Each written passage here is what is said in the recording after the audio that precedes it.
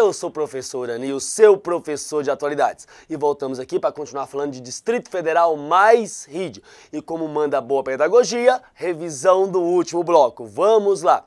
Nós vimos no bloco anterior que na Constituição de 34 estava lá que logo que fosse promulgada deveria ser criada a comissão para fazer novos estudos para instalar a capital federal. Não foi feito, esse logo foi até 46. Na Constituição de 46 determinaram o quê? 60 dias. Então cria-se o quê? A missão Poli Coelho e depois a missão Donald Belcher, que vai fazer fotointerpretação, fotoanálise e vai determinar o sítio Castanho como escolhido para abrigar a capital. E em volta do sítio Castanho nós vamos ter o Distrito Federal. Importante falar que o Distrito Federal hoje ele é menor que todas as outras áreas determinadas. Ele tem em torno de 5.000 km².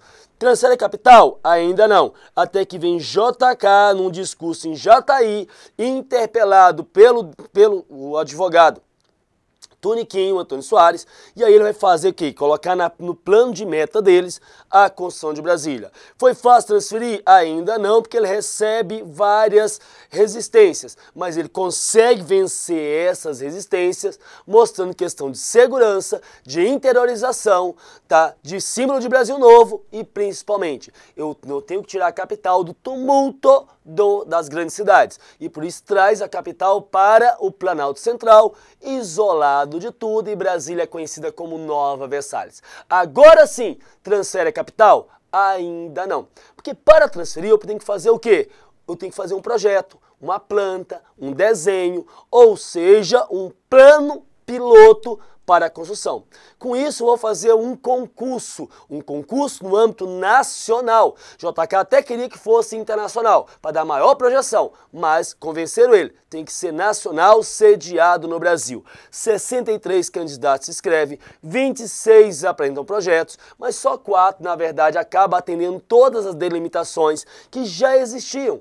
Tá? Porque já tinham todos os projetos, ó, tem que atender isso, atender aquilo outro. O Lago Paranoá já era projetado, então você vai ter esses projetos concorreram.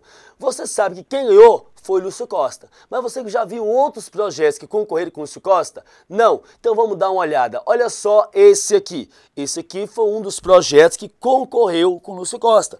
Observe que já tem o Lago Paranoá. Observe que aqui, ó, você tem a EP ali, não é isso? Aqui é aquela entrada por trás, onde está o Noroeste, tá? Olha esse projeto. Já ouviu dizer que na capital era para as pessoas morarem e trabalharem na mesma localidade? Era esse projeto aqui. Eram prédios altíssimos, 80 andares. Nos andares inferiores seriam repartições públicas e nos andares superiores seriam residência. Olha que maravilha! Você poderia morar e trabalhar na mesma localidade, tá? Não teria congestionamento, não perderia tempo no trânsito. Professor, não seria bom não.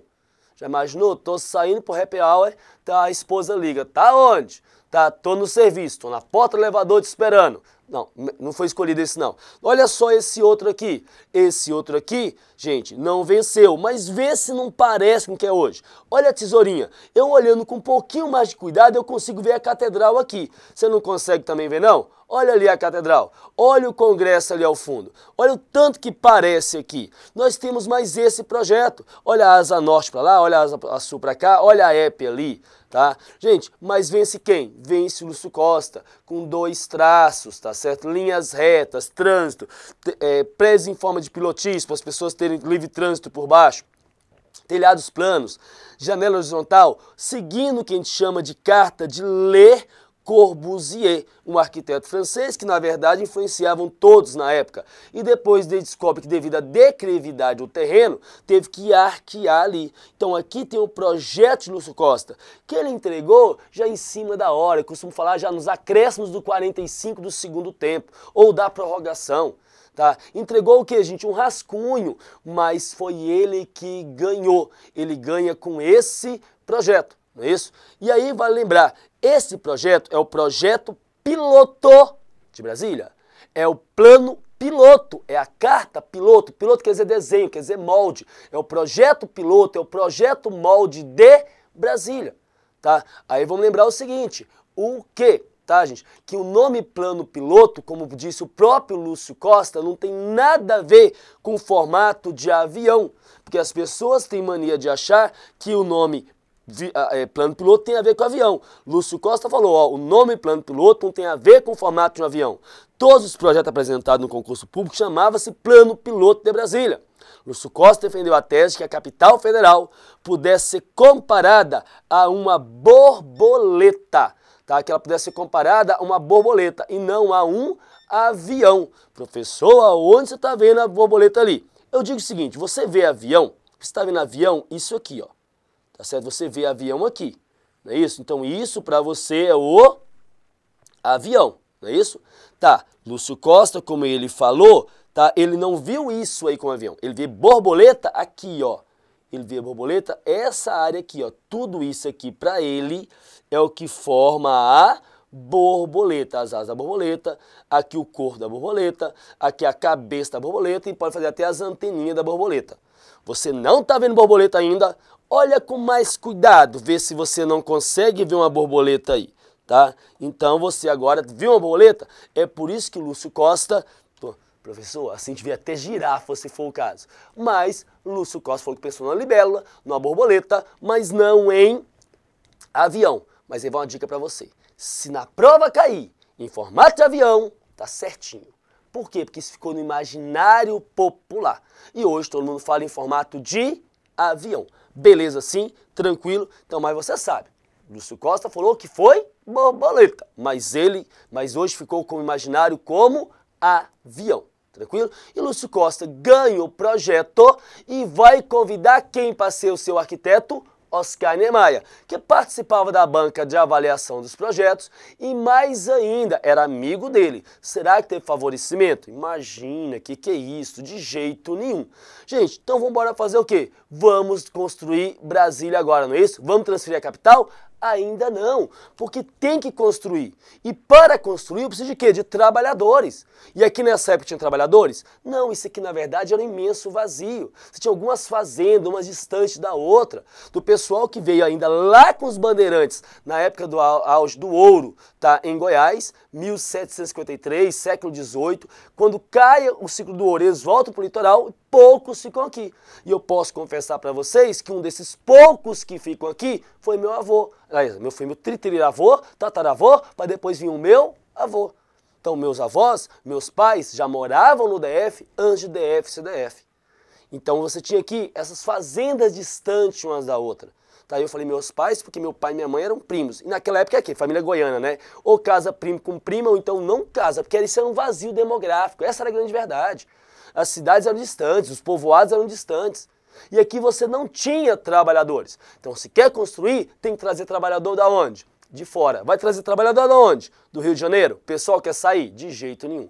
Vai trazer do sul do país? O pessoal tem sua terrinha? De jeito nenhum. Então vai trazer da onde? Gente, do Nordeste. Porque o Nordeste estava com secas. Tá? Tinha os flagelados da seca lá, da fome. O Nordeste tem uma estrutura agrária baseada na grande propriedade. E estava tendo a mecanização. Com a mecanização, o pessoal sai do campo e vai para a cidade, êxodo rural. Está desempregado, está passando fome.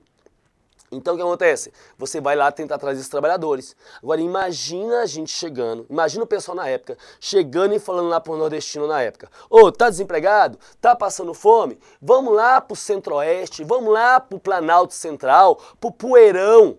Tá? Onde tem onça, tem índio. Vamos fazer o quê? Vamos construir Brasília, vamos construir a capital, vamos trazer a capital para o interior. Assim como defendeu Hipólito José da Costa. Quem? E o quê? Paul quê? Li o quê? Não. Agora imagina falando assim, tá passando necessidade? Tá passando fome? Comendo folha de palma com calango? Que era essa a realidade da época? Tá fazendo isso? Vamos lá para construir Brasília. Lá no Planalto Central, a terra sonhada pelo Santo Dom Bosco. Gente, para convencer mais rápido, era só ter falado que era o Santo Padre Inciso. Mas então agora você entende de onde é que vem a questão de Dom Bosco. Dom Bosco, foi utilizado o sonho dele, a mística de Dom Bosco, acabado de ter sido canonizado, que foi em 34, para quê? Para convencer essa galera a vir para cá. E quem mais difunde isso é um advogado goiano chamado Sigismundo. porque tinha forças que nessa época ainda queria levar a capital para onde? Para as Minas Gerais. Mas opa, Goiás queria que trouxesse para onde? Para o centro, para favorecer e fortalecer cada vez mais Goiânia. Então utiliza isso e por isso que ficou no imaginário. Isso foi utilizado para convencer os nordestinos a vir para cá. Falava que aqui era a terra que corria leite e mel. Você pega relatos de candangos, já eu explico sobre isso, que eles falam, transformar um Brasília no verdadeiro céu, onde corria leite e mel. E aí essa galera vem pra cá trabalhar. Primeira coisa, vem com a família toda ou você vai o homem na frente desbravando? Você sabe que vai o homem na frente desbravando. Começa por aí. 2, tá? Gente, chegando aqui, que apelido esses trabalhadores recebiam? De peão? Não, porque no centro-oeste aqui, peão é quem monta cavalo. Então recebeu o apelido de quê? JK, deu o apelido pra essa galera de candango. Candango. E se você pesquisar a origem da palavra candango, ela vem da uma expressão africana chamada kungundum, que significa trabalhador braçal sem qualificação profissional. A tradução literal, gente, na verdade era o xingamento que os escravos se referiam aos seus escravizadores. Então, se você é escravo, você vai se referir a quem está te escravizando com o nome bonitinho ou com o pior xingamento possível? Com o pior xingamento possível. Então, esse era o cundungundo, ou candangos. Só que, com o passar do tempo, tá, a palavra candango pegou o sentido épico, de heróico, de desbravador, tá, gente? De pioneiro, de bandeirante. Então, agora você entende. Hoje, a palavra candango quer dizer isso, desbravador, pioneiro, heróico, bandeirante. Mas na época lá, você tinha um sentido depreciativo. E essa galera chega aqui, vai chegar aqui. Chega nos pau de arara, gente. Chega nesses caminhões, tá? Vai chegando aqui, vai chegar quem? Basicamente homem. Olha a situação. Então tá aqui, ó, em 1956, o primeiro grupo de trabalhadores imigrantes contava com 256 candangos, como ficaram conhecidos mais tarde. Em 1957, já eram 2.500, um ano após, segundo o censo do IBGE na época. Em 1958 já eram 21 mil candangos no canteiro de obra, o que era basicamente a cidade toda. E a população do Distrito Federal chegou a 64 mil pessoas no mesmo ano, segundo o mesmo censo aí em 58. Então você observa como essas pessoas vieram para cá. Mas as condições de vida aqui eram tristes. Primeiro que eles ficaram abrigados aonde? Eles ficaram na região chamada de Núcleo Bandeirante, era o núcleo pioneiro. E era chamado de cidade livre, porque para incentivar a vir o comércio, você abriu mão de impostos. Então, cidade livre de impostos. Então, você traz essa galera para cá. Mas a situação de vida aqui era terrível. Olha só como é que eles viviam, tá? E muito próximo do poder, tá vendo? Olha só, era favelaiada, era esgoto jogado na rua, isso aqui não tinha nada, né? Vamos lembrar, gente, isso aqui, ó, é um acampamento. Deixa eu ampliar para você. Isso aqui era um acampamento. Ó, barraca de tábua, tá vendo? Ó os furos aqui. As camas eram assim, era só armação de tábua e lona, tá, gente? Esticada aqui, não tinha colchão não, tá? Essa era a situação. E a condição de trabalho? Olha só, alguém que já empurrou o carrinho de mão, já viu o carrinho de mão sem câmera? Olha aqui. Gente, sandália, tá? Não tem capacete. É o que, gente? Olha só, capacete só pro mestre de obra aqui e olhe lá. Então essa era a situação, tá? Tinha segurança no serviço? Que segurança tem aqui? É por isso que se fala que na esplanada tem trabalhador fantasma. E deve ter mesmo. Mas não é só trabalhador fantasma aquele que vai lá assinar o ponto ou nem vai assinar o ponto. É quem, gente? São os candangos. Tá fazendo tubulão para fazer a base de um prédio, o sujeito caía lá, tá? O pessoal, morreu! Morri não! Morreu! Morri não! Em cima. Ou você acha que iam parar, chamar SAMU, vir em balanço geral, corta aqui, só subindo. Você acha que ia fazer isso? Causar comoção? De jeito nenhum. Tá? Enterre, vambora, continua, candango, ser desprezível, vambora. O que importava era a construção. Tá? Outra coisa, gente, alimentação. Tinha alimentação aqui? Traziam ração. Traziam ração por diversas vezes. Eu, ao fazer o livro, DF mais I, de História, Geografia e Sociedade, que eu já recomendei a você e volto a recomendar o livro aqui para você, você encontra nas principais bancas aí de livrarias ou na própria internet, na Amazônia, aí, tá? A gente entrega para você em qualquer parte do país. O que acontece? A gente entrevistou vários candangos e eles falavam que a comida vinha com o quê, gente? Com pau, pedra, barata, tá, gente? Rato junto. Isso era a proteína da época. Carne era basicamente para quem? Para quem não era candango, que era um engenheiro, era um médico, isso aí não, que estavam abrigados ali na Vila Planalto. E vai lembrar, quem é que fornecia carne na época da construção da capital? Isso mesmo, a Friboi, a JBS, que tinha começado naquela época um frigorífico em Anápolis e vem atender a capital. Agora eu fico imaginando, olha só essa cena aqui, né? Gente, quanto de ferro tem aqui, hein? Olha só a quantidade de ferro que foi comprado. Agora eu pergunto para você, será que tudo isso tinha um controle certinho ou teve o que, gente? Passava na nota, entregava 100 barra e falava que era 1000. Então a mesma coisa a gente pode pensar com o quê? Com a questão relacionada com a carne. Entregava 10 quilos e falava que eram quantos na época? Tá vendo que as coisas não são de hoje? É triste falar isso, mas é a realidade. Tá? O sujeito, gente, era combinado com ele um valor de trabalho, chegava aqui era outro. E ele depositava esse dinheiro aonde? Não tinha banco. Nem me fala debaixo do colchão, porque não tinha colchão, lembra disso? Tá? Mas ainda, você tem o quê? Você tinha uma jornada de trabalho chamada de viradão. O que era o viradão? Você tinha um viradão que você começava a trabalhar às 6 horas da manhã, virava 24 horas para descansar por 6 e mais 24 horas de trabalho. Era isso. E outra coisa, né? Sem falar, gente, a ausência da família. Você estava aqui isolado de todo mundo. Sua família estava onde? Lá no Nordeste. Você quer saber essa realidade? Eu cito para você, sugiro para você, dá uma lida.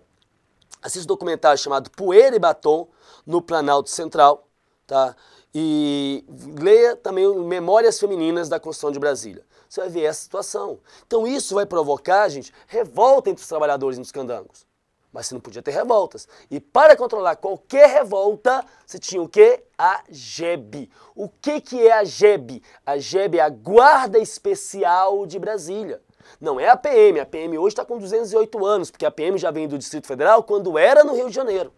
Tá? Mas você tem o quê? Você tem a Guarda Especial de Brasília. Como é que foi criado isso? Para controlar as revoluções. Como é que se contratava as pessoas para trabalhar na GEB? Era concurso público? Tá, você se preparava aqui com a aula com o professor Ani? Não, era assim, ó, você é fortinho, bate bem, vem pra GEB. Ou você tem cara de torturador, vem pra GEB. Tá certo? Ah, você tem gente boa, conversa com todo mundo, tá? Vem pra GEB, X9, cacuete, é isso. E como é que acontecia? Tava 2, 3 lá candando, conversando, reclamando do salário, tá, da distância da família, tava reclamando das condições de trabalho. E aí o cacuete já faz o quê? Já vai lá e conta o pessoal da GEB. A GEB já chama ele para conversar. Vem cá, tá nervoso? Vamos relaxar, massagem, tá? Tá nervoso? Vamos pro salão, manicure, arrancar a unha no alicate. Tá nervoso? Praticar esporte. Qual? Natação. Aonde? No Lago Paranoá, que já estava sendo represado. Qual modalidade? Mão amarrada nas costas e pedra no pescoço. Era assim que agia a GEB. E se a GEB não tivesse agido assim, não teria tido o quê? Não teria inaugurado Brasília no dia 21 de abril de 1960. Então inaugura o Brasil no 21 de abril de 1960, em homenagem a Tiradentes. Tá? Os festejos começam no dia 20, no dia 21 é feita toda a transição de poder judiciário, legislativo e executivo e finaliza no dia 22. Tá? O Papa faz discurso de Roma e é reproduzido, né, na esplanada, em alto-falantes, com todos os candangos, desfilando e companhia. E JK faz o seu discurso. Um pedacinho de seu discurso está aqui. Esta cidade, recém-nascida, já se enraizou na alma dos brasileiros. Já elevou o prestígio nacional em todos os continentes. Já vem sendo apontada como demonstração pujante da nossa vontade de progresso, com um índice de alto grau da nossa civilização. Já envolve a certeza de uma época de maior dinamismo, de maior dedicação ao trabalho e à pátria. Despertada, enfim, para o seu irresistível destino de criação e de força construtiva. JK. Tá? Que é todo o discurso dele, no livro que a gente colocou. Mas eu gosto, gente, mais que o discurso dele, eu gosto desse poema aqui, tá? A chamada Canção da Fábula. Aqui é só um pedacinho. Mas vê se você consegue, gente, imaginar cenas que eu vou te falar, tá? Na fábula aqui. Só havia noites e manhãs. Ou seja, no cerrado antes, gente, não tinha nada, era só dia, manhã e noite, noite e manhã. Com o avançar dos dias, as máquinas chegando aí, né? Não se podia saber, mas o certo é que elas tinham importância maior que os homens. E também a madeira. Havia sulcos já cortes na crosta, angustiada, cerrados, caminhos, estradas, árvores partidas, terra solta, animais fugindo. Ou seja, estava havendo todas as transformações e animais fugindo. As máquinas sempre chegando, os caminhões de madeira e gente, os pau de arara. Com o espaço de alguns dias, a terra na sua superfície lembrava resto de tempestade. Imagina a construção como é que estava, né? Era chão batido, chão sugado, chão ferido. Mas ainda não era nada. As máquinas devoravam o chão, cortavam riachos, trituravam árvores, noites de negrumes estranhos, os longes e as tardes coloridos. Mas ninguém olhava. As casas de madeira aparecia, parca, a vida que nelas começava. Mas começava. A terra podia estar aceitando o domínio do homem, mas ninguém olhava. Nem a dor de um, os outros se pressentiam. Os homens, tanto como não se esperavam, chegavam, vinham, apareciam. Então eu gosto muito dessa canção da fábula que mostra, né, como se deu toda essa construção. Vamos lembrar que JK inaugurou Brasília. Vamos lembrar que JK, depois, durante o regime, golpe, ditadura, intervenção militar, vai ser caçado, até porque dizem que ele era o 7º homem mais rico do planeta devido à corrupção e propina da época da construção da capital. Não se tem prova nada disso, tá? Mas esse era o argumento. JK foi caçado em 22 de agosto em 64, mas no dia, ele foi caçado por um período de 10 anos, e no dia 22 de agosto de 76, morre JK. Qual é a explicação? Tá? Ele foi caçado, mas fala que ele, depois de 10 anos, tinha uma grande popularidade. E se ele se candidatasse, poderia ganhar. Então diz as más línguas que, na verdade, calaram ele, eliminaram ele. Oficialmente, nós temos duas versões. A versão dos militares e a versão da Comissão da Verdade. Qual é a versão dos militares? Que JK estava saindo de São Paulo, junto com o seu motorista, após uma reunião lá, indo para o Rio de Janeiro, segundo os militares, para casa de um amante dele, que diz que JK tinha amante de tudo que é canto desse país e do mundo. Indo para casa do amante dele, quando um ônibus teria batido na traseira do carro dele, jogado de frente com uma carreta, e aí morre os dois. Já a Comissão da Verdade, tá, fez a reconstrução dos fatos e diz que foi um atentado, então que o JK teria sido assassinado. Então essa é a historinha de JK, no caso. Beleza? Tranquilo? Entender a brincadeira? Gente, mas durante a construção, você tem o quê? Você tem o pessoal morando lá na Cidade Livre, lá no Núcleo Bandeirante. Mas o pessoal está muito distante da construção. Eu quero ficar o quê? Mais perto. Então construíam barracos bem próximo ao poder. Essa imagem aqui mostra onde hoje é o Lago Paranoá, que tudo ficou debaixo d'água.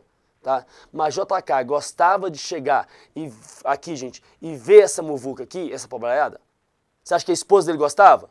De jeito nenhum. O JK falou o quê? Pega essa galera e tira daqui. Vaza, cai fora, pega o beco. E aí sim vai surgir o quê? As chamadas cidades satélites. Aí eu tenho uma pergunta para você. Qual a pergunta? Tá? Existe cidade satélite? Pode ser utilizado o termo cidade satélite? Ah, professor, hoje é região administrativa, era satélite, região administrativa. Parou. Não é Pokémon que tem evolução, não era uma coisa e virou a outra. São coisas diferentes. Mas o que é cidade satélite? O que é região administrativa? Quantas são hoje? Isso tudo eu conto para você o quê? Depois do intervalo. Vamos fazer um intervalozinho, já já nós voltamos explicando o que é cidade satélite, o que é região administrativa e vamos falar sobre a RID, Região Integrada de Desenvolvimento DF do Entorno.